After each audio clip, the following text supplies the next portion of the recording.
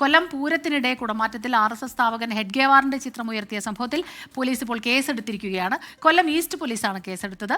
കേസെടുക്കാത്തതിൽ പ്രതിഷേധിച്ച് കമ്മീഷൻ ഓഫീസിലേക്ക് നേരത്തെ യൂത്ത് കോൺഗ്രസിന്റെ പ്രതിഷേധമുണ്ടായിരുന്നു.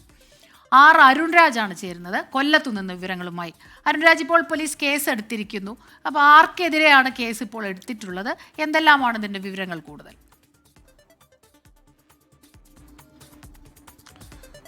സ്മിത, തിരുവിതാംകൂർ കൊച്ചി ഹിന്ദുമത സ്ഥാപന നിയമപ്രകാരമാണ് നിലവിൽ ഇപ്പോൾ കൊല്ലം ഈസ്റ്റ് പോലീസ് 3, 4, 5 വകുപ്പുകൾ പ്രകാരം ഇപ്പോൾ കേസ് രജിസ്റ്റർ ചെയ്തിട്ടുള്ളത്.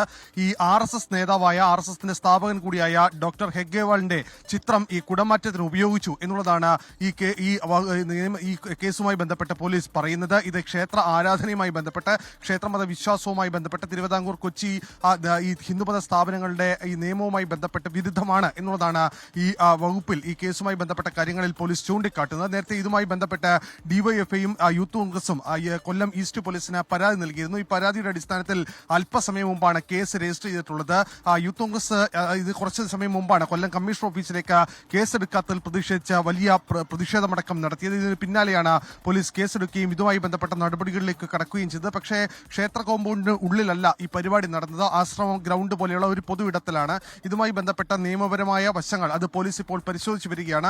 കൂടുതൽ വകുപ്പുകൾ ഏതെങ്കിലും ആഡ് ചെയ്യേണ്ടതുണ്ടോ, ഇത് നിലവിൽ ചുമത്തിയിരിക്കുന്ന വകുപ്പ് അത് കോടതിയിലേക്ക് കേസുമായി ബന്ധപ്പെട്ട കാര്യങ്ങളിലേക്ക് പോകുമ്പോൾ അത് സ്റ്റാൻഡ് ചെയ്യാനുള്ള സാധ്യത എത്രത്തോളം ഉണ്ട് എന്നീ കാര്യങ്ങളിലും പോലീസ് വിശദമായ അന്വേഷണം, വിശദമായ പരിശോധന ഇനി വരും മണിക്കൂറിൽ നടത്തും. എന്തായാലും നിലവിൽ പരാതിയുടെ അടിസ്ഥാനത്തിലാണ് ഹിന്ദുമത ആക്ട്, അതായത് തിരുവിതാംകൂർ കൊച്ചി ഹിന്ദുമത സ്ഥാപന നിയമപ്രകാരം 3, 4 വകുപ്പുകൾ പ്രകാരം കേസ് ഇപ്പോൾ രജിസ്റ്റർ ചെയ്തിട്ടുള്ളത്.